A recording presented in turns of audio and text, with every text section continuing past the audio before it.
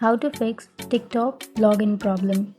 So if you are facing a TikTok login problem and if you are not being able to log into TikTok, then first of all you have to open up your settings, your phone settings. And after opening your phone settings, now you can go to app, and here you can simply go to see all apps, and then you have to go to the search icon which is on the upper right corner and search for TikTok. And after choosing the TikTok app, now you can go to storage and cache, which is on the third option, and then you can go and tap on clear cache.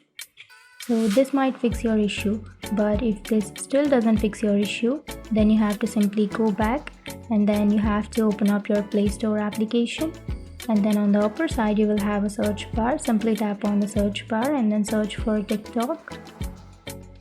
And after searching, if you have an update here, then you can simply tap on update and you can update your TikTok. And after updating, you can open up your TikTok and then you can try to log into your account. So that's it. That's how you fix your TikTok login problem. And if you have any questions, feel free to comment below. Thanks for watching.